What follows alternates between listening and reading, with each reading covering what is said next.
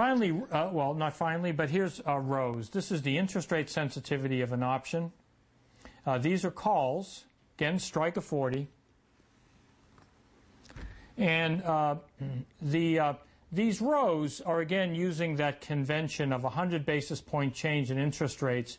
The change in price would be 40 cents if interest rates go from 6 to 7%. Okay, so the units are the same as I just discussed for Vega. And notice that the 3-month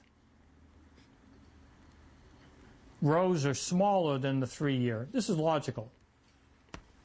A change in interest rates for an option that's maturing in 3 months wouldn't be very powerful. Time value of money effects are obviously going to be smaller. However, a 3-year option, a change in interest rates has a much longer period of time to impact.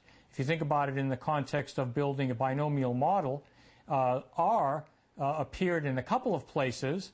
R appeared in our U and D returns. They were the drift. They affect the drift of U and D, but they also affect the present value that we take to the payoffs of our options. So there are a couple of effects in the option price of R, and for a 3-year option, the effect is greater than a short-term effect. So some Greek's math. Put-call parity is important because any derivative of C can be related to a derivative of P. All you have to know is how to take derivatives of these two, all you have to know is how to take derivatives of these other terms.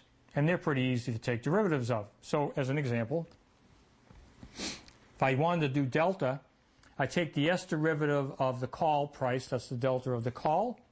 I take the S derivative of the put price, that's the delta of the put. And then I can take the derivative of the other two contracts with respect to S. The derivative of the T-bill is 0. The derivative of S is the dividend factor. And so we have this relationship that a call price, a call delta, is a put delta plus this constant term. The constant is a function only of time.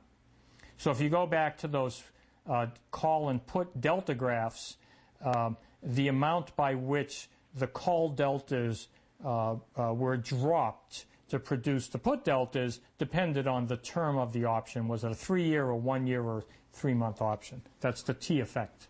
And you can do this for each of them. I give a list here that you have the relationship between deltas. Gamma and vega are the same for puts and calls.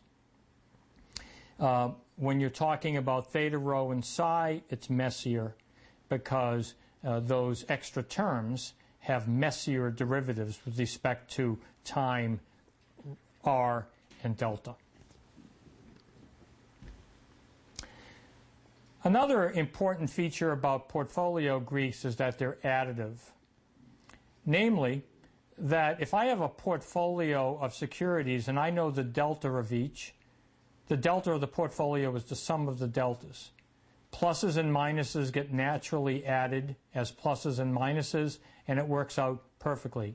So this formula says that if I have WI securities of type I, and each one of them has a delta of delta I, this is just the sum of the deltas. And the same is true for thetas, gammas, doesn't matter. All of the deltas, all of the Greeks are additive and this makes them particularly easy to work with on a portfolio basis.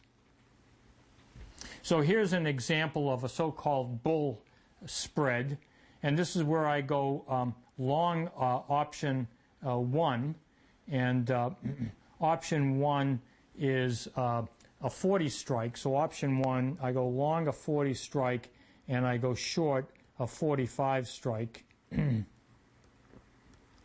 And so you can see the prices, of course, add.